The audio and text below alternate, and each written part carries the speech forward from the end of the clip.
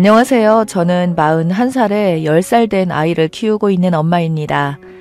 지금은 그때 사건에 대해서 마음의 정리도 좀 된 상태이다 보니 이렇게 제가 겪었던 사연을 글로 작성하게 되었어요.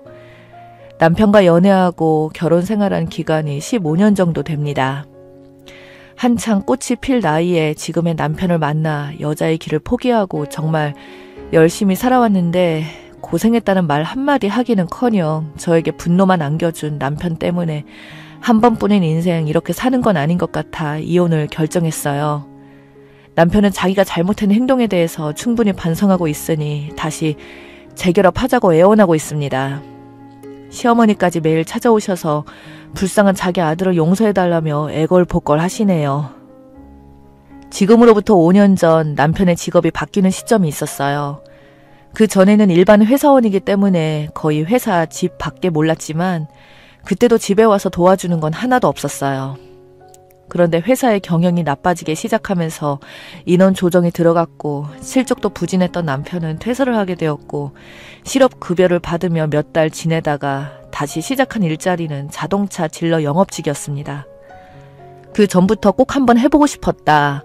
근데 이번 기회에 마음 잡고 시작하려고 이것저것 준비하는 모습에 그래도 집안의 가장이라고 저와 아이 먹여 살리려고 열심히 하는구나 생각했는데 그건 제 착각이었습니다.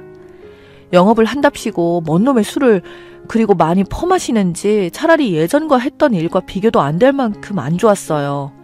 돈도 쥐꼬리만큼 벌어오면서 영업으로 나가는 돈이 훨씬 많다 보니 점점 생활고에 시달리면서 제 불만은 더욱더 커져갔습니다. 그런데 남편은 밑밥을 깔아야 나중에 큰 게 들어온다며 점점 더 거침없이 지출을 하기 시작했고 언제까지 믿고 기다려야 할지 몰라 불안하던 찰나 남편의 실적이 조금씩 늘어나기 시작했어요. 회사 생활 할 때에는 다르게 열정적으로 노력하는 모습은 정말 인정했습니다. 또 다른 남자를 보는 듯한 느낌이었으니까요. 그렇게 시간이 지날수록 하루에 한 통도 전화가 안 오던 핸드폰에 손이 떨어지지 않을 정도로 쉬지 않고 전화가 왔어요. 그리고 신차가 출시될 때마다 남편은 더욱더 바빠졌습니다.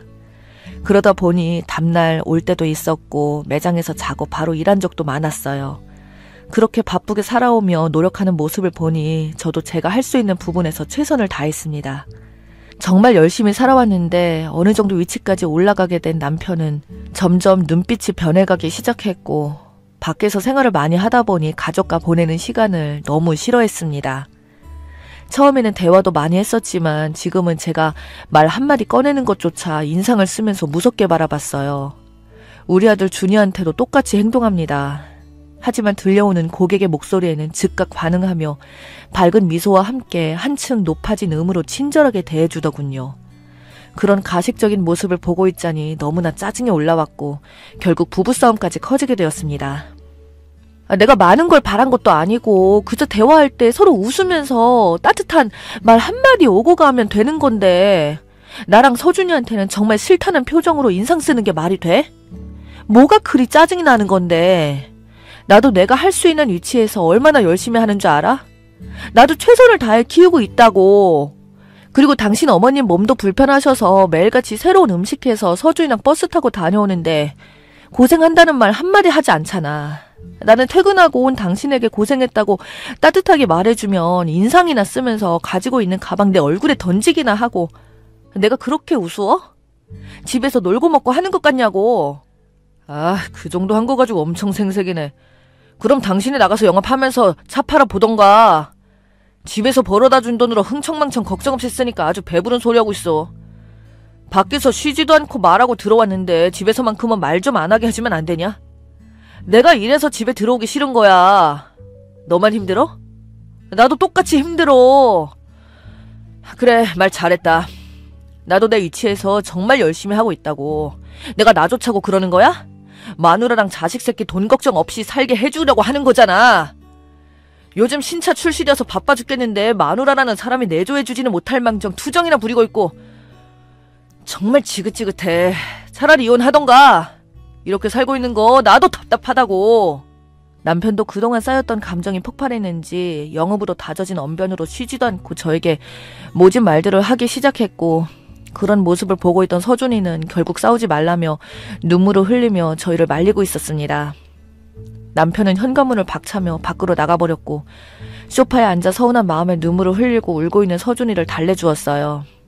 그렇게 남편은 다음날 집에 들어올 줄 알았지만 이틀이 지나고 일주일이 지나고 한 달이 지나도 전화 한 통 받지도 않았습니다. 매장에도 가봤지만 동료 직원분께서는 잘 모르겠다는 말만 할 뿐 더 이상의 정보는 찾지 못했어요. 그런데 그날 예상하지 못한 일이 벌어지고 말았습니다. 아침부터 더 세차게 비가 쏟아지는 바람에 서준이와 함께 비를 피하고자 근처에 있는 패스트푸드점으로 향했고 배가 고파하던 아들을 위해서 햄버거 세트 하나 시켜 2층에서 비오는 밖의 풍경을 바라보고 있는데 주차장에 세워진 자동차가 눈에 들어왔고 별 생각 없이 보는데 남편 차량의 번호판이 눈에 띄어 자리에 벌떡 일어나 쳐다보고 있는데 햄버거 세트를 사들고 웃으면서 뛰어가더니 차 안으로 들어갔습니다. 제가 2층에 있을 때 남편은 1층에서 햄버거를 주문했던 거죠. 그런데 웃으면서 누군가를 향해 바라보자 차 안으로 들어가는 모습에 남편에게 전화를 걸었지만 핸드폰은 꺼져 있었고 쏟아지고 있는 비 때문에 남편의 차에 누가 타고 있는지 잘 보이지 않았습니다. 그냥 직원이겠거니 생각하며 서준이에게 햄버거 먹고 있으라며 기다리라고 말한 후 남편이 있는 곳을 내려가려 하던 찰나 엄청난 소리가 들려왔고 창문 밖을 보니 많은 비로 인해 산사태가 일어나 많은 흙들이 주차장을 덮었습니다. 산사태가 덮친 곳에 남편의 차가 있었고 흔적도 없이 사라져버린 현장을 보고 너무 놀라 급하게 뛰어가 남편이 있는 곳으로 향했습니다. 그리고 희미한 목소리로 울부짖는 남편이 살려달라며 구조 요청을 하길래 저도 모르게 맨손으로 땅을 파기 시작했고 생각보다 차 위에는 많은 흙들이 덮여있지 않아 앞 유리를 볼 수 있을 정도로 땅을 팔 수 있었습니다. 하지만 문을 열 수 없었고 앞유리로만 생사를 확인할 수 있었어요. 그런데 119에 전화를 하려고 하는데 남편 목소리만 들리는 게 아니라 다른 누군가의 목소리로 들려왔습니다. 흙 때문에 잘 보이지 않아 계속해서 닦으며 차 안을 쳐다보니 창문에 비친 사람은 저희 옆집에 새로 이사온 사람이었어요. 몇 달 전 젊은 부부가 이사 왔는데 떡을 돌리며 인사를 나눈 적이 있었거든요. 이 사람이 왜 저희 남편 차를 타고 있는 건지 도저히 이해할 수 없었죠. 저는 순간 뒷걸음질을 치며 뒤로 물러났고 갑자기 떠오른 아들이 생각나 2층을 바라보니 창문을 바라보며 울고 있길래 급하게 올라가서 안아주고 진정시켰어요. 뒤이어 누군가가 119에 신고를 했는지 구급차가 빠르게 현장에 도착했고 남편과 옆집 여자를 구조해 주려고 작업 준비를 하던 도중 갑자기 더 많은 양의 산사태가 일어나면서 아예 차를 덮어버리고 말았습니다. 그런데 차 안에서 비명소리가 들려왔고 상황이 심각해짐을 알 수 있었어요. 그렇게 차가 나오는데 3시간이 걸렸고 모습을 드러낸 차는 심각할 정도로 납작해져 있었죠. 그리고 남편과 옆집 여자는 차 안에서 정신을 잃은 상태였고 충격적인 건 남편은 그 여자를 보호하는 것처럼 있었습니다. 구급대원 분들은 남편과 옆집 여자를 분리시킨 뒤 응급실로 향했고 병원에서 듣게 된 둘의 상태는 너무나 심각했어요. 남편은 척추에 충격을 받은 나머지 하반신 마비가 온 상태였고 옆집 여자는 머리를 크게 부딪히면서 혼수 상태에 빠져있는 상태였어요. 둘 다 심각한 상태로 병원에 누워있는데 너무나 화가 치밀어 올랐습니다. 도대체 언제부터였는지 둘의 관계에 대해서 물어볼 수도 없으니 답답해하고 있던 도중 산사태에서 꺼낸 차량을 폐차해야 하는데 안에 있던 내용물들을 확인해달라는 요청이 들어왔고 친정엄마에게 아들을 맡긴 후 다시 현장으로 나가 차에 있던 물건을 꺼내고 있는데 운전석에 있던 블랙박스가 눈에 들어와 떼어보니 문제없이 잘 작동하길래 안에 있던 영상들을 들여다보게 되었습니다. 녹음된 음성을 듣다 보니 정말 가관이더군요. 역시 우리 옆집 오니까 정말 좋지? 매일 얼굴 볼 수 있잖아. 나 회사에서 잘렸을 때 얼마나 힘들었는지 알아? 그래도 이렇게 자동차 딜러로 성공했으니 나 믿고 따라와줘서 고마워. 나도 어느 정도 자리 잡혔으니 새롭게 출발하자. 준비는 잘 되어가고 있는 거지? 나도 지금 밑밥 깔고 있긴 한데 확 걸릴 것 같진 않네. 워낙 성격이 센 편이라. 그건 우리 집에 있는 1시간 백수 남편도 마찬가지야. 하는 거 없이 놀고 먹으면 내 돈 까먹는데 얼마나 꼴 보기 싫은 줄 알아? 그래도 이혼은 어렵지 않게 끝낼 수 있긴 한데 당신 나이도 있잖아. 그래도 10년을 키웠는데 정말 나만 보고 따라올 거야? 그놈만 자식이야? 당신 뱃속에 있는 우리 이쁜 아기도 자식인데. 다음 달에 결정 볼 테니까 그런 줄 알고 있어. 그런데 자기 뭐 먹고 싶어? 응? 햄버거 먹고 싶은데 패스트푸드라 괜찮을까? 그래도 먹고 싶은 거 먹는 게 스트레스 덜 받으니까 그게 낫겠지. 그렇게 남편과 옆집 여자의 관계에 대해서 모두 알게 되었습니다. 남편은 저와 결혼 후 회사 동료인 여자와 함께 몰래 만남을 가져오고 있었고 계속되는 불안한 회사 생활에 섣불리 모든 걸 정리할 수 없어서 몰래 만나기만 했던 거죠. 자동차 딜러로 성공을 한 후 회사 동료였던 옆집 여자에 대한 사랑을 더욱더 적극적으로 표현을 했고 끝내 저와 아들에게 등을 돌리고 다른 삶을 살려고 계획을 하고 있었어요. 뱃속에 아기까지 있었다는 거에 너무나 충격을 받아 한참을 멍하니 서 있었고 그렇게 차를 폐차시킨 후 병원으로 돌아와 보니 심각한 상황인지 의사와 간호사는 바쁘게 움직이고 있었습니다. 무슨 일 있냐고 간호사에게 물어보자 옆집 여자가 머리를 크게 부딪히면서 뇌출혈이 심하게 일어났는지 급하게 수술대에 올랐다며 뱃속에 3개월 된 아기까지 위험하다는 말을 듣게 되었어요. 병원에서 일단 남편이 깨어나기를 기다리고 있는데 옆집 여자의 남편이 병원을 찾아왔고 오열하며 난리를 치고 있었습니다. 한참 뒤에 수술실에서 나온 회사는 옆집 여자가 세상을 떠났다는 말을 남편에게 전달을 하였어요. 양쪽 집안이 순식간에 아수라장이 된 모습을 보고 있으니 너무나 화가 났습니다. 자신들의 잘못된 행동으로 도대체 몇 명이 피해를 보는 건지 그동안 남편만 바라보고 살았던 제가 너무나 한심했어요. 뒤이어 남편이 눈을 떴고 자신의 몸 상태를 보고서는 받아들일 수 없는지 눈물을 흘리고 있는 모습에 제 손은 남편 얼굴로 향했습니다.